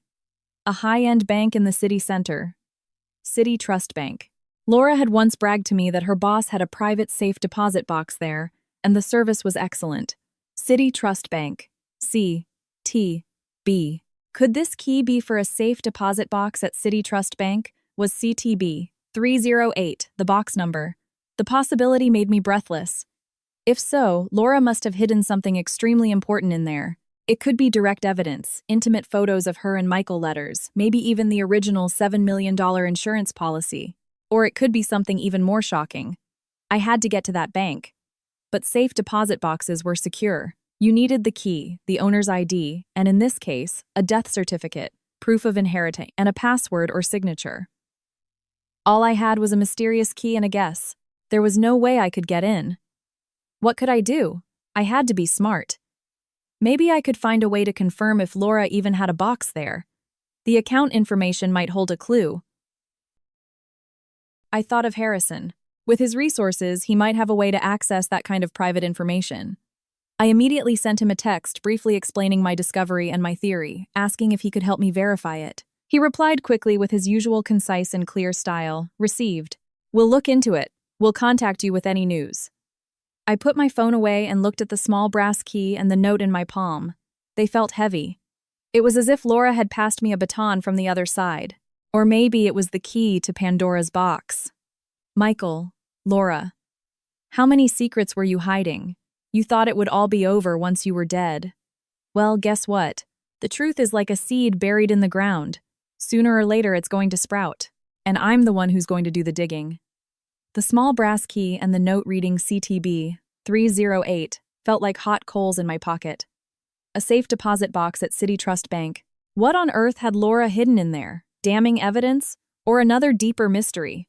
There was no word yet from Harrison, and I couldn't get into the bank. The frustration of knowing a clue was just out of reach was driving me crazy. I couldn't just wait. I had to do something, even if it meant stirring the pot and risking tipping off Kevin and his mother. I couldn't let them rest easy. Just as I was thinking this, my phone rang. An unfamiliar area code. I hesitated, then answered. Is this Miss Chloe Davis? A young-sounding male voice asked very politely. Yes. Who is this? Good afternoon, Miss Davis. My name is Cole. Mr. Harrison asked me to contact you. He said there have been some initial developments on the matter you were inquiring about. If it's convenient, I'd like to meet and hand over the file. Harrison's man. He worked fast. Yes, that's fine. When and where I agreed immediately. In an hour, the outdoor cafe on the east side of City Park. I'll be in a gray jacket holding a copy of the Wall Street Journal. His speech was quick and efficient. I'll be there. After hanging up, I took a deep breath. Harrison was reliable. I quickly changed, put on a hat and mask, and took a cab to the park. The cafe was quiet. I easily spotted the young man in the gray jacket. He looked to be in his late 20s, unremarkable in appearance, but with sharp, intelligent eyes. I walked over and sat down opposite him. Cole. He looked up, gave me a quick appraising glance, and nodded. Miss Davis, he said, folding his newspaper. He wasted no time on pleasantries, pulling a thin file from a briefcase and sliding it across the table. This is the initial report on the offshore account and money trail. There are a few additional items as well. I took the file, my fingertips trembling slightly. I opened it. The first few pages were bank statements and company structure charts. It was technical, but the gist was clear. The $300,000 Michael siphoned had been routed through several shell companies and ended up in an anonymous account in the British Virgin Islands. It was extremely difficult to trace. And the consulting firm where Ethan had worked did indeed play a role at one stage, but there was no proof Ethan himself knew or participated. This confirmed what Harrison had told me, but it wasn't new. I turned the page. My eyes locked on it. It was a copy of a vehicle repair invoice from a grimy-looking private auto shop on the outskirts of the city. The vehicle was Michael's black Ford Explorer. The date of service was 5 days before the crash. And the service item listed was brake system and electronic power steering inspection and adjustment. Brake system. Power steering. My heart hammered. Michael's car had its brakes and steering service just 5 days before the crash. The background of this auto shop is complicated, Cole said in a low voice, tapping the name on the invoice. The owner has a record. They mostly handle off-the-books jobs. When our people went to inquire, he insisted it was just a routine electrical check. But our source inside told us that someone deliberately tampered with the vehicle's brake line. A slow leak. You wouldn't notice it in normal driving, but during a sudden stop or on a long downhill stretch, the brake performance would degrade rapidly, or even fail completely. My hands and feet turned to ice. The brakes were tampered with. This wasn't an accident. It was a planned murder. Michael and Laura were murdered. Who took the car in for service? My voice was dry. Cole shook his head. The records show Michael Peterson brought it in himself. However, he paused, lowering his voice even more. We obtained some grainy security footage from a convenience store nearby. About 30 minutes after Michael dropped off the car, another man entered the shop. He stayed for about 20 minutes and then left. The footage is very blurry, but his build and gait are highly consistent with the profile we have on Kevin Peterson. Kevin. It was him. He was involved. He might even be the mastermind. He used the service as a cover to sabotage his own brother's car. Why? For the inheritance. For the company. And Laura. Was she a co-conspirator? Or was she silenced? The sheer volume of information hit me like a physical blow. I felt dizzy. I forced myself to focus and kept turning the pages. The next section contained several photos clearly taken covertly. One showed Kevin meeting with the auto shop owner in the corner of a diner. The timing was before the car service. Another showed Susan, my mother-in-law, outside her favorite bingo hall talking to a thuggish-looking man in a loud shirt. Susan appeared to be handing him a thick envelope. The date on this photo was the day before the accident. Susan was involved too. How much did she know? Was she just helping Kevin? Or was she a participant in the plot to murder her own son? A tiger doesn't eat its own cubs. How deep did the rot in this family go? The final photo made the blood freeze in my veins. It was a long-shot photo taken at the entrance of an upscale apartment complex. Kevin's car was parked there. A person was getting out. It was a woman in a red dress. It was Laura. She was smiling, leaning down to wave at Kevin in the driver's seat before turning and walking into the building. The date on the photo was 1 month before the accident. Laura and Kevin. They had a relationship too. My God, the web was so tangled. Did Michael know? Did Ethan Laura was involved with both brothers? The baby she was carrying? Whose was it? I felt like I'd been punched in the head. My vision swam. This wasn't just about an affair and a murder for money. This was a horrifying saga of betrayal, incest, conspiracy, and slaughter. Michael, Laura, Kevin, Susan. They were all actors, all making their own calculations, and it all ended in a tragedy of mutual destruction. Miss Davis, are you all right? Cole asked with concern. I waved a hand, took a few deep breaths, and forced myself to be calm. Can we go to the police with this? Cole shook his head grimly. It would be difficult. The security footage is too blurry to definitively identify Kevin. He could claim the service was a normal repair. The meeting at the bingo hall could be explained away. And Laura meeting Kevin doesn't prove a direct link to the accident. Right now, this is all circumstantial. It doesn't form a complete chain of evidence. The police would have a hard time building a case, let alone getting a conviction. My heart sank. Of course. If Kevin dared to do this, he would have covered his tracks, destroyed all the direct evidence. Mr. Harrison's assessment is this, Cole continued. Our opponent is very cunning. We need something more concrete. A recorded confession, direct proof of a financial transaction, or getting that mechanic to flip. But that will take time, and it's risky. I understood Harrison's concern. Kevin was a cornered rat now. He'd be on high alert. And Mr. Harrison wanted me to pass on a warning, Cole said, his eyes serious. Expect a move from Kevin's side. It's highly likely he already suspects you're investigating. Please be careful. I nodded. I clutched the file to my chest. These papers were heavy not just with the truth of Michael and Laura's deaths, but with the terrifying reality of my own danger. Kevin was a snake. He had killed his own brother. He wouldn't hesitate to get rid of a sister-in-law who knew too much and stood in his way. Please thank Mr. Harrison for me, I said, standing up. I know what I need to do. Leaving the park, the afternoon sun felt warm, but I felt no heat. Only a bone-deep chill. From the moment Michael had asked me to go on that hike, I had stepped into a meticulously designed death trap. By some twist of fate, I had survived, and the architects of the trap had fallen into it themselves. But now, I, the survivor, had become their last and greatest threat. Kevin would not let me live. I looked at the people on the street, and for the first time felt a profound sense of isolation and danger. But the fear was fleeting.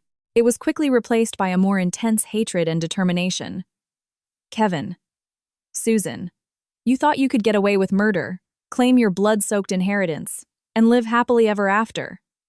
Dream on. Even if it means we all go down together, I, Chloe Davis, will drag every last one of you to hell with me. My next target was the mechanic. I had to find him and make him talk. And Laura's safe deposit box. I had to get it open as soon as possible. It had to contain the final fatal blow. The photos and the repair invoice from Cole shattered the last of my foolish illusions about the Peterson family. Tampered brakes, Kevin at the auto shop, Susan's suspicious cash payment, and Laura's secret meeting with Kevin, it all painted a picture so vile it made me sick. This was a cold-blooded, calculated murder. He killed his own brother, and he killed a woman who might have been carrying his child. If that baby was his, then Kevin was even more monstrous than I could have imagined. Back in the hotel, I went over the evidence again and again, memorizing every detail. After the rage and disgust, a cold, almost detached calm settled over me. Crying and being afraid wouldn't solve anything. The only thing to do now was to fight back in a way they feared most. Cole was right. This circumstantial evidence wasn't enough to bring Kevin down. I needed a smoking gun. The mechanic Walt was the key. He was the one who did the deed. If he confessed and pointed the finger at Kevin, it would be a fatal blow. Harrison's people were still trying to pin down his exact whereabouts and any weaknesses, but that would take time. And time was what I didn't have. Kevin wasn't stupid. He must have realized I was onto him from the moment I brought up the insurance policy. He would be working fast to erase his tracks, and he might even make a move against me. I couldn't wait. I had to act first. Even if it meant spooking him, I had to pressure him, force him to make a mistake. That auto shop. I had to go there myself. Even if Walt wasn't there or wouldn't talk, at least I could see the place where this evil began. Maybe I'd find something else. The next morning, following the address on the invoice, I took a cab to the outskirts of the city. The area was industrial and run down. Walt's garage was an unremarkable place, with a small, faded sign. The entrance was cluttered with old tires, the ground stained with oil. A young mechanic was working under a car. I pulled my cap down and walked in. It was dark inside. A middle-aged man who had to be Walt was slouched on a grimy sofa, smoking and scrolling on his phone. He looked up, his eyes cloudy and wary. Here for a repair, no. I have a few questions for the owner, I said, walking up to him. I'm Walt. What's this about? He looked me up and down, his gaze lingering on my face for a moment, as if I looked familiar, but he couldn't place me. I took out my phone and showed him the picture of Michael's Explorer. This car was serviced here about 10 days ago, right? A black Ford Explorer. Walt leaned in. His expression flickered for a second before he schooled it back to indifference. He waved my phone away. I see dozens of cars a day. Can't remember 'em all. Besides, customer info is private. His reaction told me he remembered perfectly well and he was trying to hide it. I was sure of it. I put my phone away, my voice turning cold. Let's be honest, Walt. That car went off a cliff 5 days ago. The 2 people inside are dead. The police are investigating whether it was an accident. I hear you have security cameras here. Maybe they caught something useful. I was bluffing. Cole had told me the cameras were broken. Walt's eyelid twitched. He tried to act nonchalant. Cameras have been busted for ages. Didn't catch nothin'. Car went off a cliff. That's the driver's bad luck. Got nothing to do with me. I just fix cars. That's it. Right. I took another step closer, staring him down, my voice a low, icy whisper. Then how do you explain this? How is it that after this car was serviced at your garage, the brakes were tampered with to cause a slow pressure leak? Walt, that's murder. And you're the one who did it. Accessory to murder. I don't need to tell you what the penalty for that is, do I? The color drained from Walt's face. The cigarette nearly fell from his lips.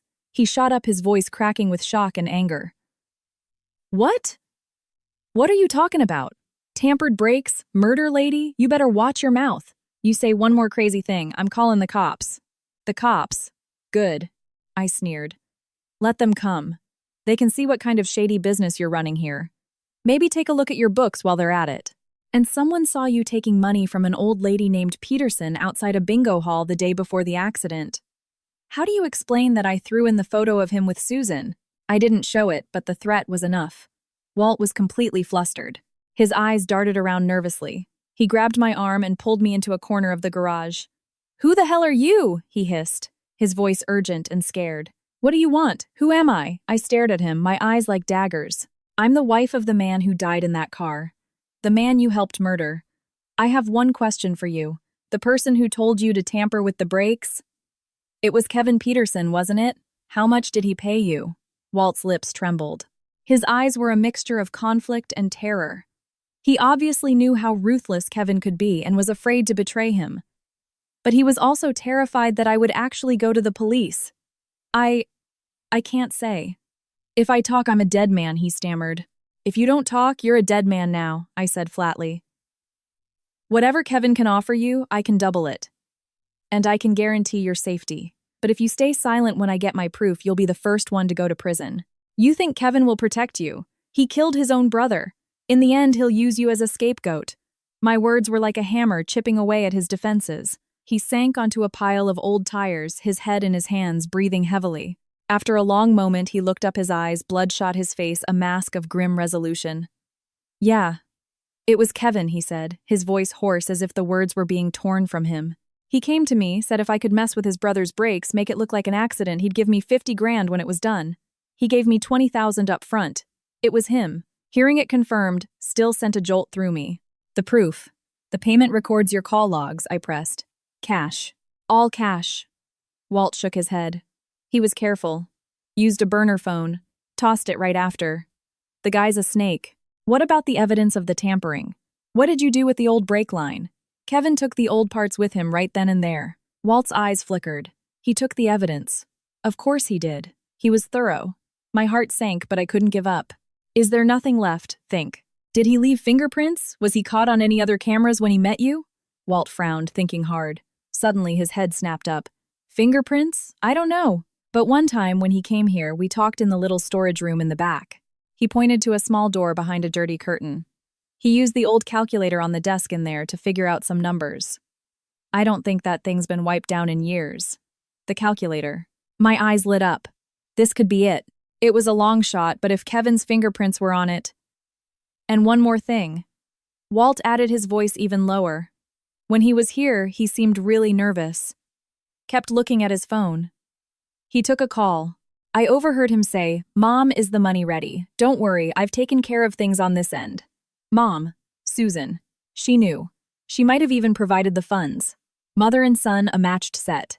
'Where's the calculator? I need to see it now,' I said. Walt hesitated, then got up and went into the cluttered storage room. He came back with an old yellowed calculator. I carefully took it, wrapping it in a tissue, and put it in my bag. This was my only hope for direct physical evidence. If a single word of our conversation today gets out. I looked at Walt coldly. "You know what will happen. I won't go to the police yet, but you'd better be available when I call. And if Kevin contacts you again, you call me immediately." Walt nodded repeatedly, sweat beading on his forehead. I didn't linger. Clutching the bag with the calculator, I quickly left that disgusting garage.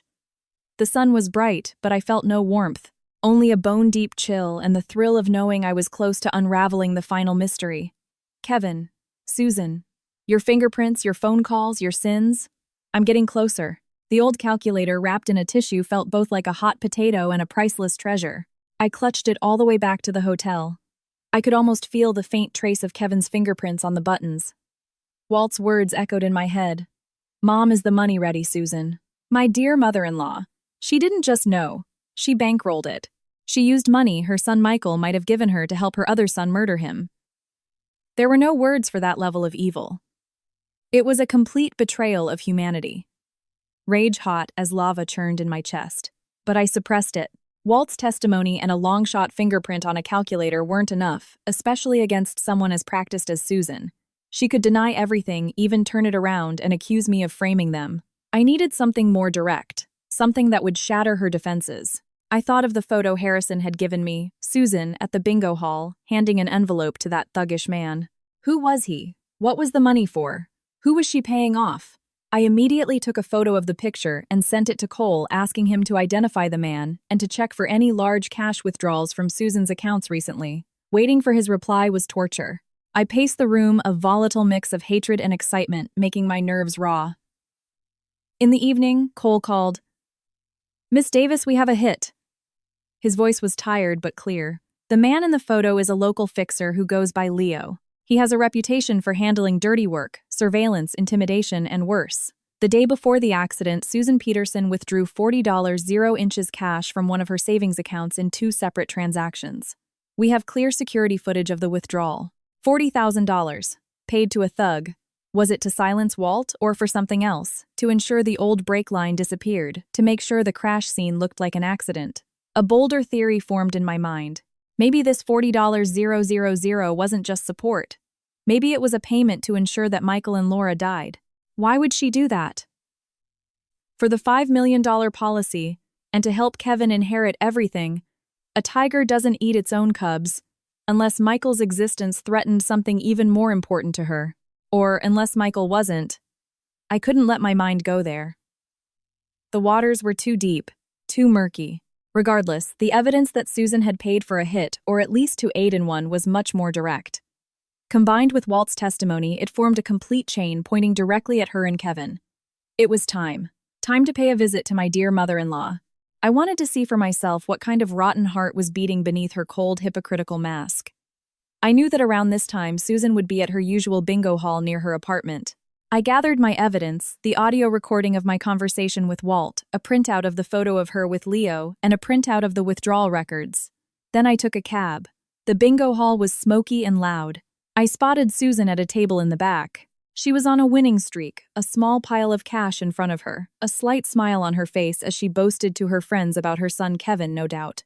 When she saw me at the entrance, her smile vanished, replaced by a look of disgust and alarm. "What are you doing here?" she snapped. "This is no place for a jinx like you." The table went quiet. I ignored her and walked straight up to her. "Susan," I said calmly, "we need to talk. About a new development in Michael's accident." The words, "new development," made the color drain from her face. She tried to act tough, but her eyes betrayed her panic. She pushed her chips aside. "You all go on ahead," she said to her friends. "I have some family business to take care of." She got up and glared at me. "If you have something to say it outside. Don't embarrass me here." I followed her out to a deserted alleyway next to the hall. She spun around, hands on her hips like a street brawler. "Chloe, what is your problem? Michael is dead. What more do you want? I'm telling you, you're not getting a dime of the inheritance. Give it up." I couldn't help but laugh at her bluster. I slowly pulled the printed photo from my pocket and held it up. "Susan, do you know this man? They call him Leo. A fixer. The day before the accident, you withdrew $40 0 cash and gave it to him. Would you care to explain what you hired him to do with that money?" Susan's eyes went wide. She stared at the photo, her face turning ashen, her lips trembled. For a long moment, she was speechless.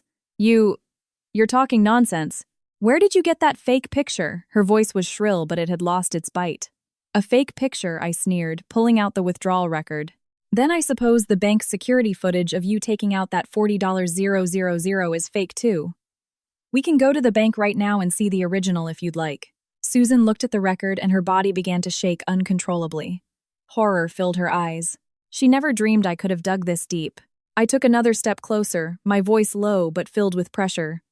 "Walt, the mechanic, has already confessed everything. He told me Kevin hired him to tamper with Michael's brakes, promised him 50 grand.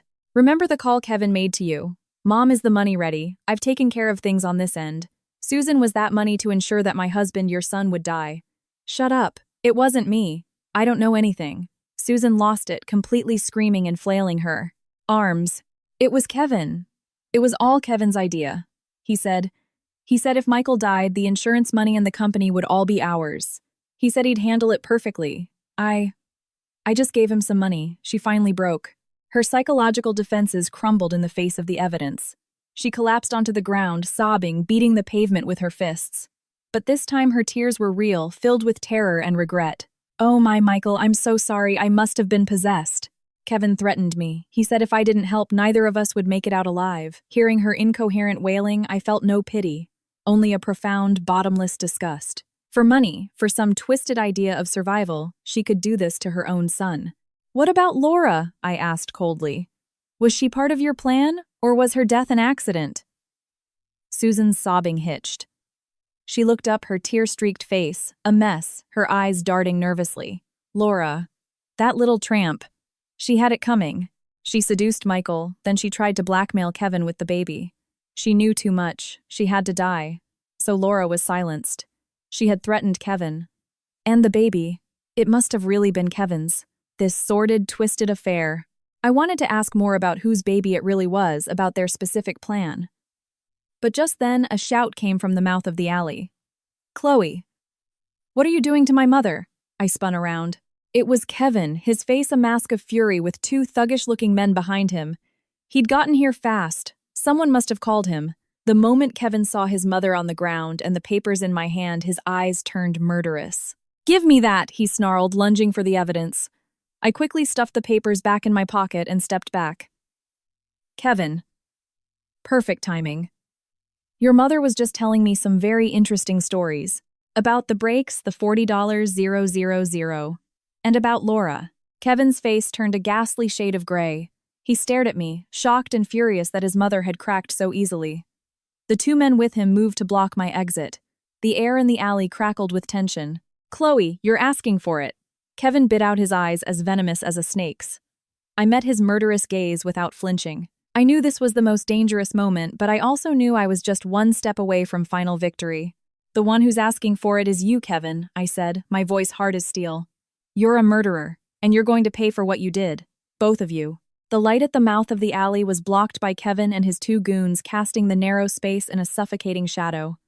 The air was thick with Susan's terrified sobs and Kevin's ragged, furious breathing. Give it to me, Kevin repeated, stepping closer until he was right in my face. The smell of stale smoke and cornered animal desperation washed over me. The two men fanned out, cutting off any chance of escape. I pressed my back against the cold, damp brick wall. My palms were sweating, but my heart was beating with a strange, steady rhythm. I was scared, of course I was. But more than that, there was a cold sense of inevitability. I knew this confrontation was the most dangerous part.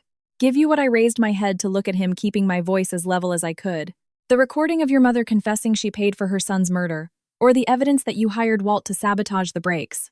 Kevin, do you really think that by taking these pieces of paper you can erase what you've done? Kevin's face was a grotesque mask in the dim light. His eye twitched as he lunged, not for the papers but for my phone.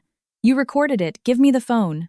I twisted away from his grasp and yelled, my voice ringing in the alley. Kevin, you lay one finger on me and this all goes public. I've already backed up all the evidence, including what your mother just said to the Cloud. If anything happens to me, it gets sent to the police and every news outlet in the state. You and your mother, you won't get away. It was a half-bluff, but I was banking on his cornered rat mentality. I was right. His hand froze in midair. The madness in his eyes gave way to a flicker of hesitation. He stared at me, a wild animal caught in a trap. Chloe, what do you want? He snarled, the words torn from his throat. Name your price. How much to make this all disappear? My price, I laughed, a sharp, humorless sound. Kevin, you still think money can solve everything. Can it buy back your brother's life, Laura's life? What I want is for you and your mother to turn yourselves in and pay for what you did. Turn ourselves in, dream on, he hissed, the veins in his forehead bulging. That's a death sentence. Chloe, don't push me. If you push me too far, I'll do anything. I'd rather we all go down together. It was a blatant threat. His men tensed. I knew I couldn't push any harder. A cornered animal will bite. I had to pull back, give him a sliver of false hope, make him think there was room to negotiate. I needed to buy time and find a way out. My tone softened, but my eyes remained hard. Kevin, I know you're in a corner. But think about it. Even if you kill me and take the evidence, will you be safe? Do you have any idea how much Harrison's people already know? Are you sure the police have closed the case as an accident? You can silence me, but you can't silence everyone. His eyes flickered. My words had hit their mark. The threat of Harrison was a thorn in his side. I pressed my advantage. We can talk, but not here, not now. Tell your men to back off. Let me leave safely and I'll consider giving the police only some of the evidence. Maybe just the part about your mother providing the money. Shift the main blame to her. She's old, she's your mother. Maybe she'll get a lighter sentence. And you might have a way out. I deliberately used Susan as a shield, hoping to drive a wedge between them. A selfish man like Kevin would not hesitate to sacrifice his mother to save himself. Kevin stared at me, weighing my words, calculating the odds. The alley fell into a strange silence, broken only by Susan's terrified whimpers as she heard me suggesting she take the fall. Finally, Kevin took a deep breath. The madness in his eyes receded, replaced by cold calculation. He waved his men back. "You two wait at the end of the alley." They hesitated, then retreated. Kevin stepped close, his voice a low, desperate snarl. "I don't believe a word you say, Chloe. But you're right about one thing. We're in the same boat now. If we tear each other apart, we both sink. I'll give you one day. Tomorrow, same time, same place. You bring every copy of that evidence, and we'll settle this for good. If you're playing games..." He didn't finish, but the murder in his eyes said it all. One day, I repeated, neither agreeing nor disagreeing. "I'll be in touch." Without another glance, I straightened my back and walked as steadily as I could toward the mouth of the alley. As I passed his two goons, I could feel their eyes on my back like knives. It was only when I was back on the crowded street, feeling the light and hearing the noise of the city, that I realized my back was soaked with cold sweat and my legs were weak. That short confrontation had drained me completely. I knew Kevin settling this was not going to be a peaceful negotiation. He was buying time to set a trap and get rid of me for good. I had one day to find the final knockout evidence. The fingerprints on the calculator. The contents of Laura's safe deposit box. And I had to contact Harrison and Cole, immediately update them and ask for help. The crisis wasn't over. It was more imminent than ever. But I knew I had pushed Kevin and Susan to the very edge of the cliff. All it would take was one final push. And that push was coming. I pulled out my phone, dialing Harrison's number as I hurried down the street. Safely back in the car, I finally allowed myself to relax. My whole body was trembling. The encounter with Kevin had been like dancing on a razor's edge. His bloodshot, crazed eyes were burned into my memory. His offer of one day was a death trap in the making. I had to move faster than him. The first thing I did back in the hotel was call Harrison. I relayed everything that had just happened, Susan's breakdown, her confession, and Kevin's threat. On the other end, Harrison was silent for a few moments. When he spoke, his tone was graver than ever. "Miss Davis, you are in extreme danger. Kevin is a cornered animal. You can't stay at that hotel. I'm sending someone to move you to a secure location immediately. And the calculator and the safe deposit box, we need to move on them now. They might be our best chance for definitive proof." "I have the calculator," I said. "It's sealed in a bag. I'll have Cole pick it up. He has a contact who can run a rush analysis. It won't be admissible in court, but if we get a preliminary match, it's a major breakthrough." Harrison's mind was already several steps ahead. "As for the safe deposit box," he continued, "I was just about to call you. We have news. We've confirmed Laura Reed did rent a box at City Trust Bank number CTB 308. The emergency contact listed on the account is Kevin Peterson. Kevin. Of course. Their connection ran deeper than I'd even imagined. But here's the problem," Harrison went on. "By the book, after the renter's death, only the legal heir, your brother Ethan, can open it, and only with a death certificate notarized, proof of inheritance, and so on. We can't get all that in one day." My heart sank. If the legal route was a dead end. However, Harrison's voice took on a sly, cunning edge. "The head of security at that branch is a distant cousin of mine. I've spoken to him. He's willing to look the other way. Find a way for us to unofficially access the box for a few minutes tonight when the night shift is thinnest. We can't take anything, but we can photograph or copy whatever is inside. It's a huge risk and it has to be tonight. Are you willing to take that chance?" Was I? How could I not? "Yes," I said without hesitation. "I'll do it. When and where?" 11 p.m. tonight. The back entrance of the City Trust Bank. Cole will meet you there with the necessary equipment and personnel. Remember, you only get one shot.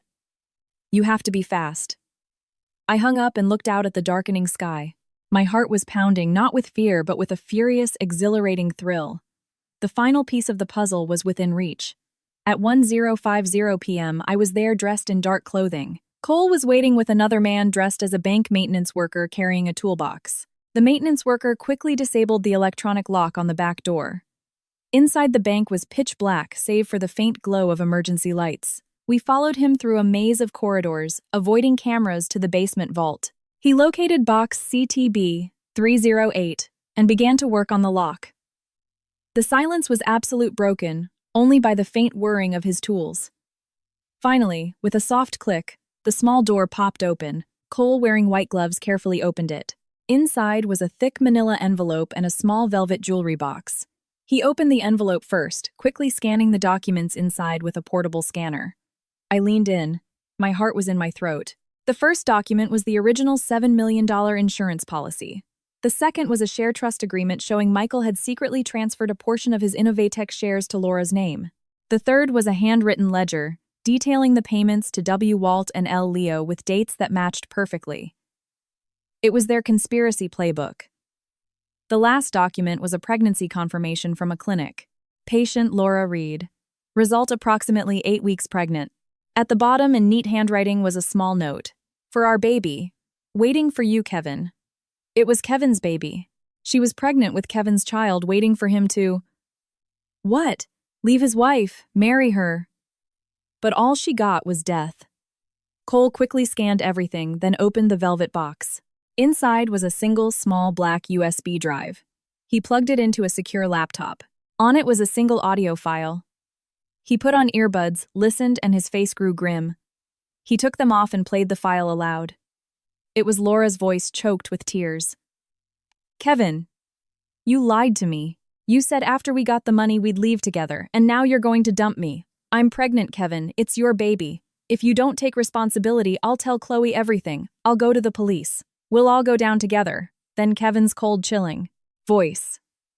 Laura, you really are asking to die. I was going to let you live, but you brought this on yourself. Don't blame me. Blame yourself for knowing too much and wanting too much. The recording ended. It was the final piece. Kevin had used Laura, promising her a future, then decided to eliminate her when she became a threat. Cole quickly copied the USB's contents. They placed everything back in the box, wiped it clean, and we slipped out of the bank as silently as we had entered. Sitting in Cole's car, I held the laptop containing copies of every damning piece of evidence. It felt like a bomb. We have everything now, Miss Davis, Cole said. I advise we go to the police immediately. No, I said, my voice strangely calm as I watched the city lights flash by. Not yet. Kevin wants to settle things tomorrow. I'm going to meet him. I want to watch him and his mother crumble on the stage they built for themselves. A vicious thrill, like a potent liquor, burned through my veins. The night was deep. I sat in Cole's nondescript sedan parked across the street from the alley. My laptop filled with enough evidence to bury the Petersons rested on my lap. I felt a cold, detached calm. Cole was in the driver's seat, coordinating with the plainclothes police officers who were already in position. After hearing the audio file and seeing the other evidence, the police had moved fast, setting up a sting operation. The alley looked normal, but I knew it was surrounded. At 7:58 p.m., Kevin appeared. He was alone, looking even more agitated than the day before. He paced at the entrance, scanning the area. The disguised officers played their parts perfectly. Finally, he seemed satisfied and walked into the dark alley. Target is in position, Cole murmured into his mic. I took a deep breath, got out of the car, and walked towards the alley. He heard my footsteps and spun around. His eyes were a mix of hatred, suspicion, and a feral aggression. The stuff he demanded. What stuff? I asked, calmly, stopping a safe distance away. Don't play dumb, Chloe, he snarled. All of it. The originals, the copies, everything. Or you're not walking out of this alley. Not walking out, I laughed, a sharp, clear sound. Kevin, who do you think isn't walking out of this alley tonight? His pupils contracted. He realized something was wrong. What do you mean? Did you call the cops? Cops. I looked at him as if he were a clown. When you're dealing with a murderer, isn't that what you're supposed to do, you bitch? He completely lost control, pulling a knife from his jacket and lunging at me. Give it to me. The moment he moved, shouts erupted from both ends of the alley. Police dropped the weapon, freeze beams. From several powerful flashlights pinned him in place. 7 or 8 armed plainclothes officers materialized from the shadows surrounding him. Kevin froze the knife in his hand. His expression shifted from crazed fury to utter disbelief. He couldn't seem to process what was happening. Kevin Peterson dropped the knife. You're under arrest for murder, an officer commanded. Kevin's hand trembled and the knife clattered to the ground. He looked from the guns pointed at him to my impassive face, and understanding finally dawned. His legs gave out and he nearly collapsed. 2 officers moved in swiftly, cuffing him. As they dragged him past me, he craned his neck, his eyes filled with a desperate, venomous hatred. Chloe, you'll pay for this, he rasped. I'll come back as a ghost and haunt you. I met his gaze, my face a blank mask. Tell that to the judge, Kevin, and to the people you murdered. Just as they led him away, my phone rang. It was the lead detective from the other team, Miss Davis Susan Peterson, is in custody. She confessed to her part in the conspiracy. It was over. The curtain had finally fallen on their sick drama. I stood there in the empty alley, the adrenaline suddenly draining away. I swayed and Cole quickly steadied me. Are you all right, Miss Davis? I shook my head, taking a deep breath of the cold night air. The immense weight on my chest was finally gone. There was no elation, just a profound, bone-deep exhaustion and a sense of release. Epilogue. The next day, the news of the mother-son murder conspiracy was a media sensation. Faced with the mountain of evidence, their attempts to blame each other were futile. The law would deal with them. I cooperated with the police, and the truth of Michael and Laura's deaths was made public. I was no longer the pitiable widow. I got back everything that was rightfully mine, including the assets Michael had hidden. I sold the condo, cutting ties with the past for good. My brother Ethan was devastated by the truth. After a long recovery, he emerged a changed man, quieter but stronger. He quit his job and moved to a new city to start over. Chloe, he said before he left, his eyes red, I'm sorry, and thank you. I knew he needed time to heal. Harrison met me one last time at the same coffee shop. It's all over now, he said calmly. Any plans for the future? I smiled, watching the tea leaves in my cup. I haven't thought about it. Maybe I'll travel for a while. Just see where the road takes me. He nodded, telling me the door at Apex Dynamics was always open for me. I was grateful, but I knew I needed to walk my own path. A few days later, I was at the airport with a small suitcase heading to a sunny city in Florida. I didn't know how long I'd stay or what the future held. Standing at the security gate, I looked back one last time at the city that had witnessed my love, my despair, my revenge, and my rebirth. As the plane took off and broke through the clouds, the cabin was flooded with brilliant sunlight. I closed my eyes, feeling the warmth on my face. Michael, Laura, our accounts are settled, and for Chloe Davis, a new life was just beginning.